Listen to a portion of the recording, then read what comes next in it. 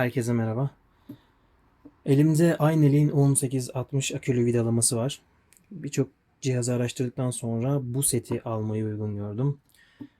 Bu cihaz olarak solo satılan bir paket. Fakat aldığım yerde bu şekilde 2 adet şarj cihazı ve piliyle beraber bir set yapılmıştı. En uyguna bu şekilde geliyordu ve bunu almayı uygun gördüm. Şimdi kutunun içinden neler çıkıyor? 2024 modelde ne gibi değişiklikler var? Hızlıca onu anlatacağım araştırdığım kadarıyla. Sonra belki birkaç delme testiyle de nasıl işler yaptığını göstermeye çalışırım. Bir de bir salgı konusu var. Salgı konusuyla ilgili epey kafam karışıktı. Hatta Bauhaus'ta baktığım teşhirdeki üründe de böyle bir problem vardı. Bununla ilgili yansıtabilirsem eğer videoda bu salgı var mı bu cihazda yok mu onu da göstermeye çalışacağım. Kutuyu ben daha önce gelir gelmez tabii ki kontrol için açtım.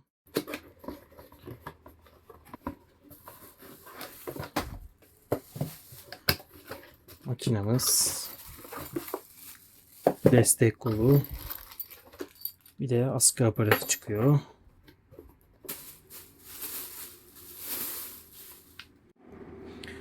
Teşhirde birçok markayı inceledim ve Aynel'in malzeme kalitesini gerçekten beğendim. Bu demir marderen kısmı olsun, buradaki plastik kısımlarının kalitesi olsun. Daha iyi ürünler var tabii ki de. Fiyat performans olarak gerçekten Aynel çok hoşuma gitti ve bunu aldım. Şimdi pil kutusunu da açayım. Piller 50 dakikada tam %100 dolu hale geliyor ve en az %40 şarjla saklamayı öneriyorlar. Yani tamamen boş bir şekilde kenara atıp bırakmak pilin ömrü için iyi değil anladığım kadarıyla. Zaten çalışırken biri bittiğinde diğerini şarj edersiniz 2 pil alırsanız. 2 tane şarj aletim olmuş oldu. Çünkü daha ucuza gelmiyordu. Pil kutusunun içeriği de bu şekilde. Pillerim 2,5 amper Power Exchange dedikleri bütün diğer Aynel cihazlara uyan pillerden. Aynı zamanda seviye göstergesi üzerinde bulunan bir model. Bu da çok güzel. 4 amperlik modelini de denedim. Yalnız o çok ağırdı. Bu galiba 1,7 kilo olabilir. Şimdi onu bir tartıp bakacağım. Alet çok güzel. Gerçekten gücü hissedebiliyorsunuz. Pillerin şarj süresiyle ilgili bu şarj aletinin arka tarafında bir tablo var. Mesela 2,5 ampere 50 dakika diyor. Evet, kutunun üzerinde yazdığı gibi. 8 amperlik batarya 160 dakika.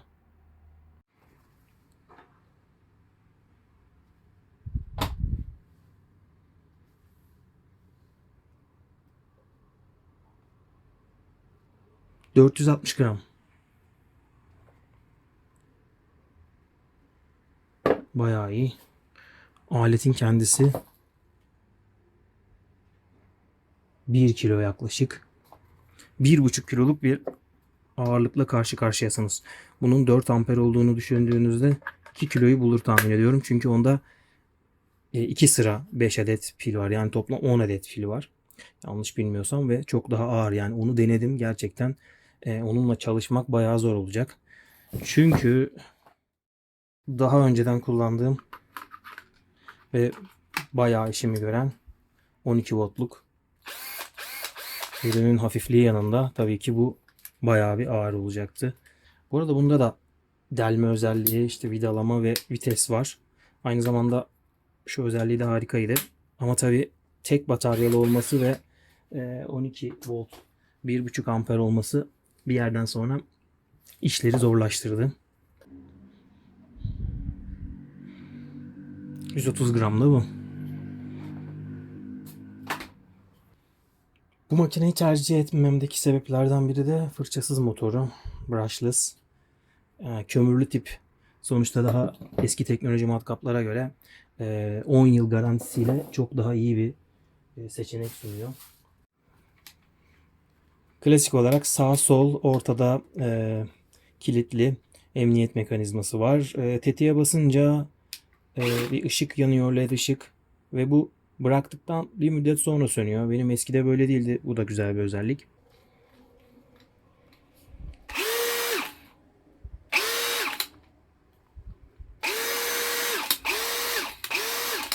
Çok iyi. Şarj aleti prize takıldığında bu şekilde hazırda beklediğine dair bir işaret var.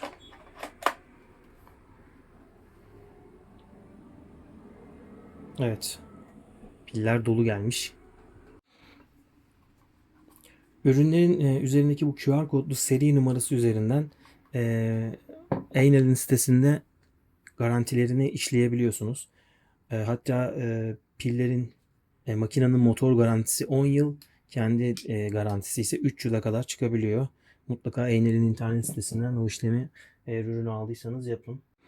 Çok beğendiğim bir özellik, mandalina bir uç taktığınız zaman tetiğe basmadan kilitleyebiliyorsunuz.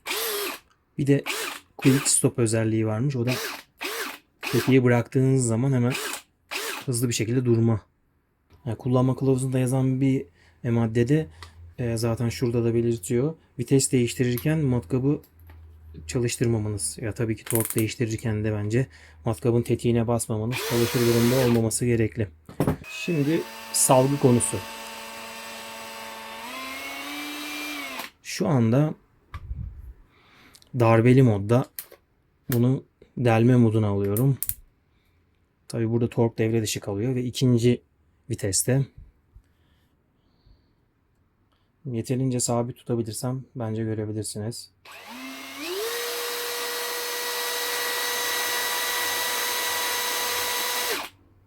Hiç salgı yok neredeyse. Bayağı rigid çalışıyor. Bu bakımdan içiniz rahat olabilir. Kullanımda eğer ki bir düşme ya da çarpma tarzı sert bir müdahale olmazsa bunun pek de bozulacağını zannetmiyorum. Çünkü bayağı güven veriyor. Bir de darbeli modda göstereyim.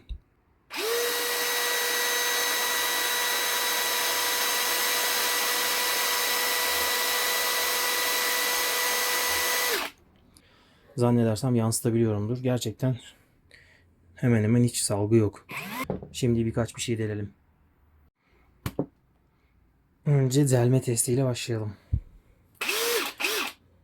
Delici modunu alıyorum. Darbede değilim. Zaten o zaman tork anahtarı devreden çıkıyor.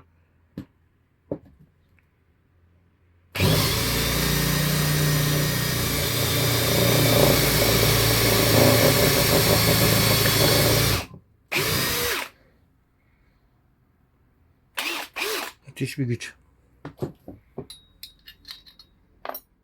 7'lik bir uç deneyelim darbeli modu denemeden önce. Elimdeki en uzun vidayı atıyorum şu an.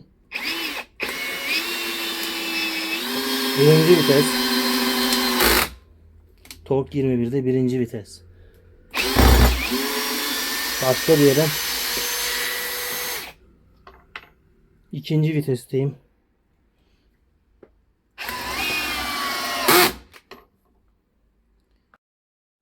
Çok iyi.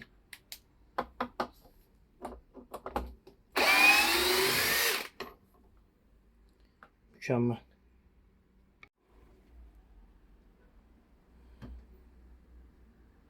Bir tane de anahtar ağızlı cıvata atıyorum.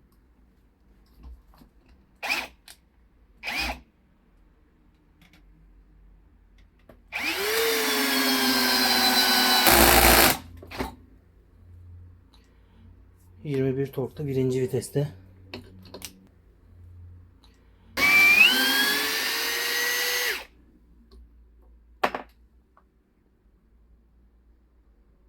Bir de şu kelebek uçla denemek istiyorum. Hemen sıkıldı.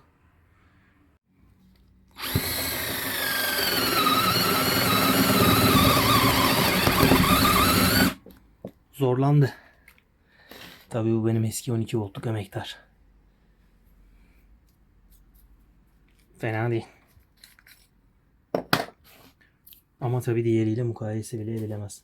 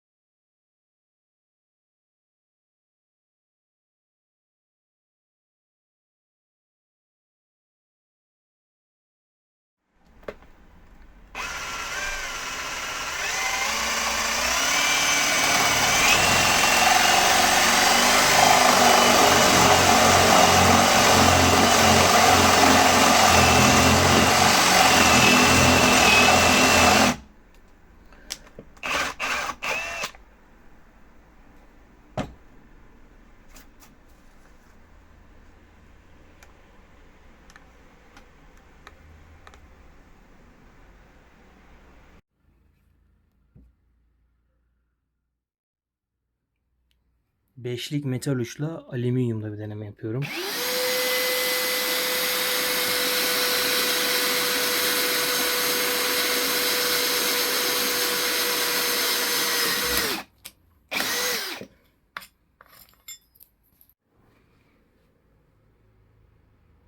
Mandiren 13 milime kadar matkap oluyor.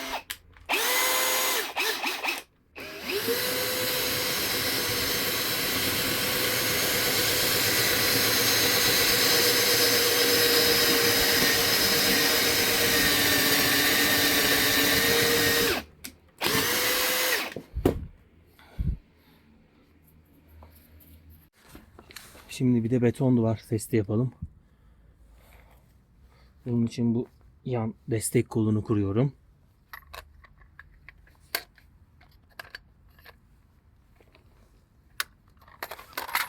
Sekizlik uç.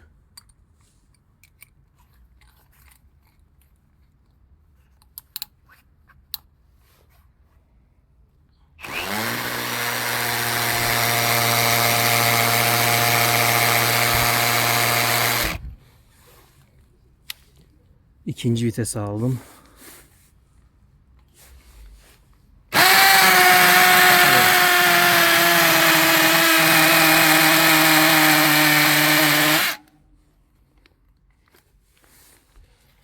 Evet, gayet iyi. Bir tane daha deneyelim.